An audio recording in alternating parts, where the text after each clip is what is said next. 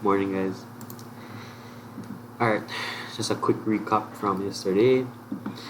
Only about 9 people submitted their work. Ronan, Kieran, Sydney, Augusto, Santiago, Israel, Alex, Wilburn, and Tayshawn for assignment 2. These are the only people that sent in submissions.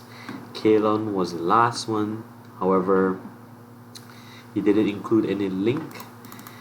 I know sometimes I speak fast in the videos, but then I told you guys you need to rewatch the video. Click on the little settings icon, click on playback speed, and maybe set it to 0.5 or 0.75 just to slow the video down at certain spots. Right? We need to try and keep these videos, try and keep it below 30 minutes, right? Because I know it's a lot to be watching a video. At first, it might not be quick, not quick. At first, it might not feel like it's tiring, but maybe after you watch multiple videos, it becomes kind of tiring to follow, right? That's why I'm trying to keep these videos as short as I can, so we can just get right to the point and just rewatch sections that have to do with the activity, right?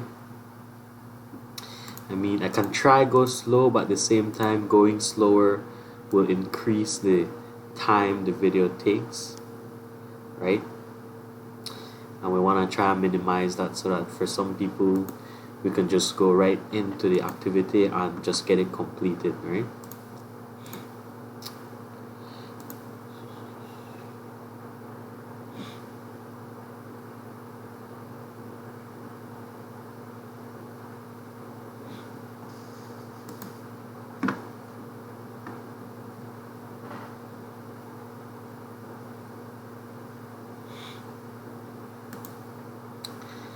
Right, so I know some of you have issues with the work. You really have to just be patient, listen to the explanation, and the whole point of the live stream is so that you go and basically do what I'm doing in the video.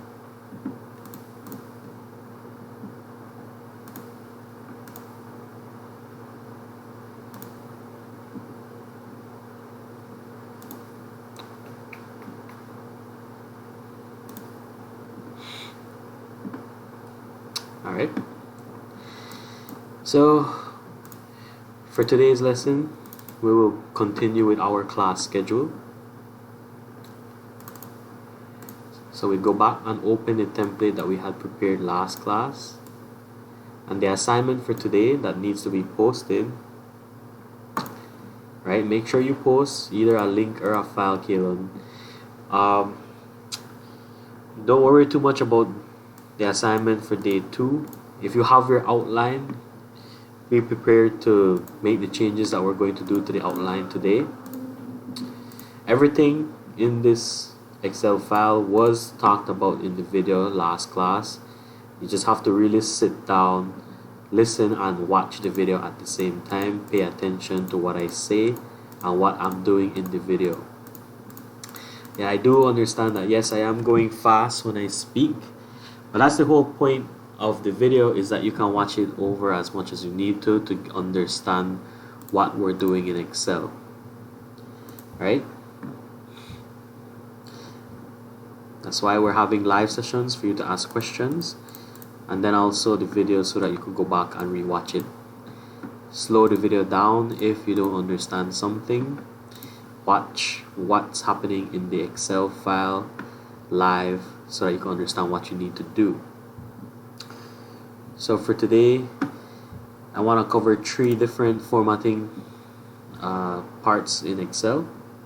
Yesterday we covered the width and the height for columns and rows, and then we covered cell alignments. So if you look at our Excel file today, we have a width standard across all our columns here, and we have the row which is standard for the row height which is standard for all our rows here. Using sheets, again I showed you that in the video as well, to resize columns and resize rows. You right click on the column label or on the row label, and it should bring up an option to say resize column or resize row. So continuing on, for today's lesson, we'll cover cell formatting. We're going to be formatting individual cells. Namely, we're going to be doing cell merge.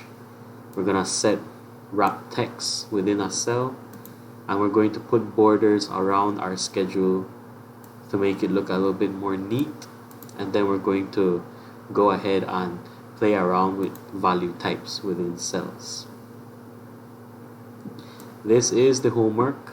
As usual, every day will be accompanied with a form so that you could post up your file or post the link if you're using Google Sheets.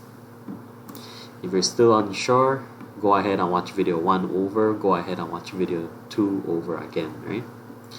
So this is our day 2 assignment, which I brought up here.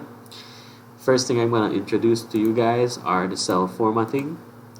To format a cell or cells, depending on how many you have highlighted, by left clicking and dragging across the screen. You can right click on these cells, but I'm gonna practice with this last one here, cell row 8, column A. I'm gonna right click and click on the format cells option found here. It'll bring up a little window that has a lot of different styles and formats that you can do on this individual cell. First thing we're going to cover is where it says number on this tab here. This is where you can go and select different value types on your cells. What that means is Excel offers you custom or specific types of values that you can apply on a cell. So I'm going to go ahead and use this cell here on cell 9 to show an example. Let's put the number 100.12345 here. This number is what I typed in, and if you notice up here, known as the formula bar, you'll see that that's the number I typed in as well. Depending on what your sheet should display, you can right click and format the cell and choose what type of information you want to show. I said that I'm gonna write in 100.12345, but in this case I didn't specify whether that number is maybe a dollar amount or it's supposed to be used as a number all the way to 5 decimal places and so forth. So in the first section under the number tab, you can select that the values that should be displayed is a number. In this case, it shows you an example of what that number will look like after you click OK. In this case here, on your number, you could control how many decimal places to show. And then as I decrease the decimal places, it starts to remove numbers from my number that I entered. And if I go all the way to 5, it will display the entire number that I displayed or wrote, because I only typed in 5 numbers after the decimal point. If I would decrease the number to 4 places, notice that it rounded up the number from 4 to 5 because the last number was a 5. If I decrease once again, it rounds down to decimal 3, 1, 2, 3, 3 decimals. So this is some way to manage the type of information that you're going to show when your file has been created. You can also set data types to currency, which will add the $ to your numbers, and then you can set the decimal point to be 2, since most money values only go towards 2 decimal places to represent cents, right? You can also set for accounting purposes, and in cases where you type in a date, you could also format the date in a certain way. You can have it as this format with slashes. You can have it as showing the day, the month, and the year. You could show it as the year, the day, the month, and so forth. So these are just pretty much formats that you can select to display your information at a certain way. Same thing for percentages, fractions, and so forth. But I just wanted to show you this. We're not going to be using this today, but I want you to see it for yourselves. So we'll keep the general category to be general, right? So let me show you a quick example though. I'm gonna set number for this number here. I'll mark it as 2 decimal places and I'll click OK. Notice it changes the value in this cell to 0.12, which is 2 decimal places.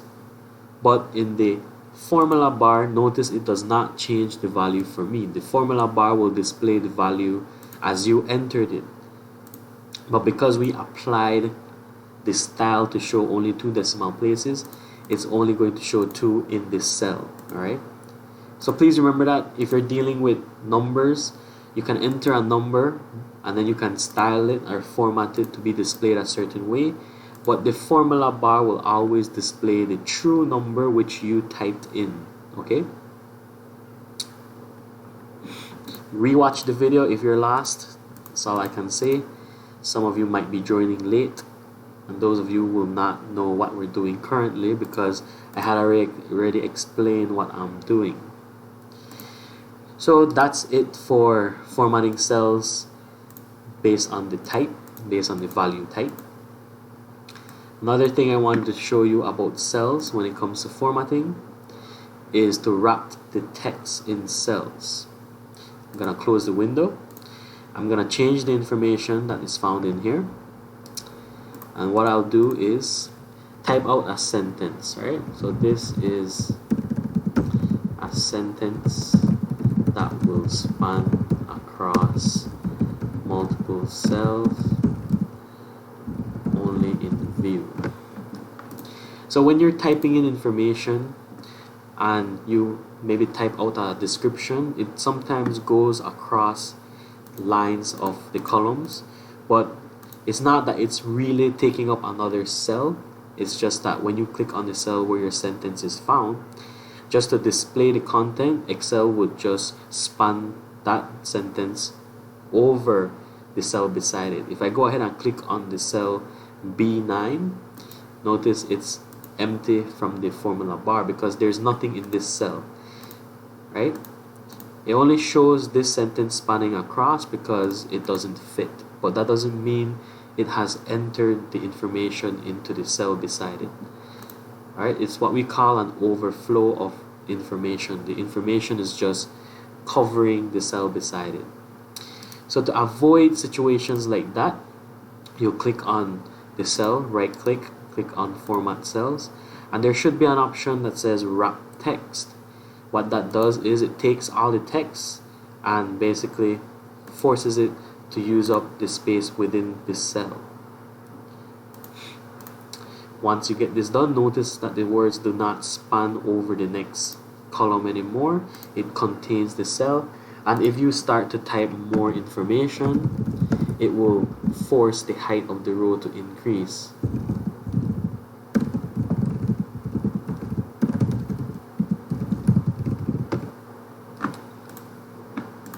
Right? In some cases, the information might get minimized like that, so in some cases you may have to force or manually increase the size of your row. Okay, so if I do decrease it, notice it minimizes it and it hides the sentence, and as I increase the size, it will show everything else. Sometimes when you're typing out for the first time, it might adjust the row height for you automatically. Today it wasn't the case, so I manually adjusted the height for you guys. Alright, make your cells larger. I showed you that on video 2. Make sure you go back and watch that video. So the last thing I want to cover, well actually it's second to last thing, is in the case of having one cell and you want to merge 2 cells together so that you can get added space, you can go ahead and select and highlight 2 cells or more. In this case, I want to merge all cells from A to F on this row 1 here. I want to show you guys to right click, format the cells, and this time we're going to click on merge cells. Click OK. Merging cells only keeps the upper left value and discards other values. So what this means is that only the word class is going to be saved, and then this 1D is going to get removed. I'm going to click OK, and then now I'm going to go ahead and put the 1D here. Notice by merging cells, all those cells that I selected have become 1. And I want you to take note of this. When you merge cells, that cell becomes one singular cell, and it takes the address of the highest and firstmost cell that you began with. So when I click on this, you notice it spans across A, B, C, D, E, and F. But if you look at the cell address here, it still calls it A1. That's because this is no longer 6 different cells, but one single cell that has been merged. And to reference it by address, it's going to take the firstmost and uppermost cell that was there in the beginning, which was A1. Alright, so I'm going to do the same for down here. I'm going to merge these two cells just again to show you guys what happens to the address. Notice it becomes A9. Even though it took over B9's place, it takes the value or the address of the firstmost and uppermost cell at the time. So now this becomes A9, and then when I click on the cell beside it, it is still C9 because C9 is still its own cell. On Google Sheets, I believe to merge cells, I'm not sure how to do it by right clicking. I usually merge cells using the icons found here. The icon to merge cells in Sheets is this one right here. Click on it and it will merge the sheets for you. Alright, I'm gonna go ahead and merge all of these just to show you guys. If you click on the little arrow beside the icon, you can actually decide how to merge the cells. I'll just merge all, and now it's one big cell. Alright, so back to Excel. Now we get to the last thing. I'm gonna delete this cell here with the words. Now the last thing I want to show you guys is how to put borders around your cell. Just like what it says, borders is to add lines around our cells that are not there to begin with. I'm gonna go ahead and show you a preview of how this schedule looks like. Note that when you preview the schedule in a print mode, it does not show you the lines that are found in Excel. Those lines are actually just imaginary lines that Excel gives you so that you can do your work easier that way, but these are not lines that are actually going to be shown when you print. Therefore, we need to go ahead and add those borders ourselves. So what I'm going to do here is click on the first row, right click and format the cell. There's a tab here that says border. And then there are different options for you to set the border. You can click first by setting which line you want to show as your border. So you can either click on outline and it's gonna create an outline around the cell for you. So what this is gonna do is create a border around the selected cell. I'll click OK, and then when I move away from the cell, you'll notice the border around this cell up here is a thick dark line. And if I go ahead and preview this in print, you'll notice now that the border is actually visible. Right? Point of videos is to not have to review, so that you can always go ahead and watch the video again. That's the whole point of posting the videos, guys. So trying to minimize video streaming time so that the video remains short, and go ahead and rewatch the videos if you're not sure what to do. Now you guys can tell the importance of being able to watch the videos over again. So now I have a nice border around the top row. What I'm gonna do now is put borders within the last few cells found here. So just so that we can have lines to separate each class and time and make it easier to read. But in this case, I'm not going to use a thick line like this. Notice how it has a thick line found up here, because this is the line that's actually found on row 1. So I'll keep that line thick up there, But what I'm going to do is select a thin line. I'm going to click within this box, which I'm doing here. Basically, I'm manually drawing the outlines for the cells that I've selected. So at the top, it's going to be one thick line, but within each cell, in between, it's going to be a thin line because I clicked there. So there's two ways we've done drawing borders. We've used this to automatically draw an outline around all the cells selected. This one here, if you clicked on this, it will draw the lines inside the cells selected. But I decided to draw it in this case because I wanted to keep the thick outline for the cell up here. But I want a thin borderline on the cells found in here, which I selected. So we'll click OK. And now when I move away, you'll notice the lines are present here for your schedule. So I'll go ahead and go and view it once more. So now you actually see the lines and you have an easier to read schedule than before. Alright, so that's pretty much all I wanted you to do for today's assignment.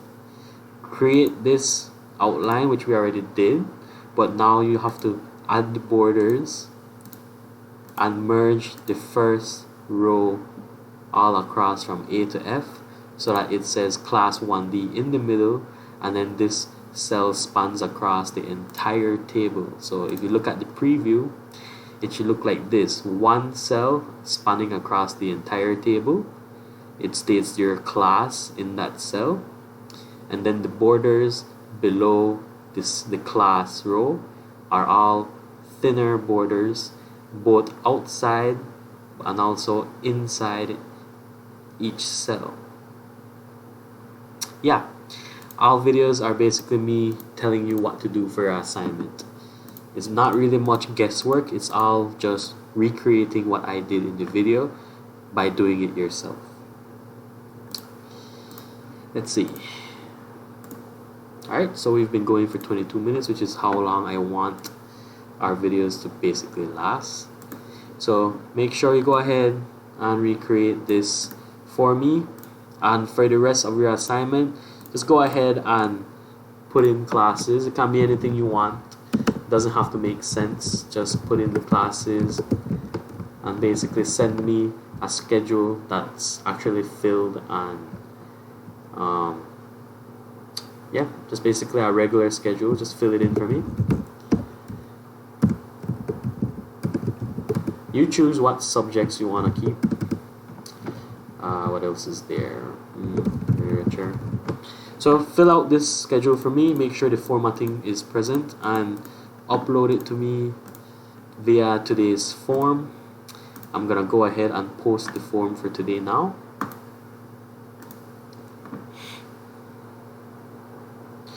So now you have a form where you can click on and send me the links for the Excel file that you created. Sorry, for the Google Sheet file, and send me the file itself if you're using Excel. So use these icons here for borders. Use this one to merge cells. Use this one to vertically align, and the text wrapping icon is found here. If you have a question, go ahead and ask. I'll address them as I go along. So again, if you're using sheets, your icons for border is here, merging is here, horizontal align, vertical align, text wrapping. Alright, that's all you'll need for this assignment, so go ahead and complete it. Don't start the assignment from scratch. You should have the outline from the previous class already saved, so look for that outline, and basically you're just going to build right on top of that same file. So go ahead and save this time replacing the 2 with a 3, and upload that file for me. No one is supposed to start from scratch. Everybody should have the outline completed. Today is just to add borders, merge this first row, and add in classes which is up to you to add which classes you want. Save it and send me this when you're done. Alright? If you have any concerns or not sure what to do, again, just watch the video over. It really helps that you watch the video while you're doing the work in Sheets. And like I said, I know some of you are using phones or tablets, and that's what makes it really difficult, because you're gonna have to be switching from the video back over to Sheets, and then back to the video and back to Sheets. So I understand the challenge there, which is why, again, you don't have a due date. Just make sure you try and get it done when you can. So watch the videos, look at what I'm doing.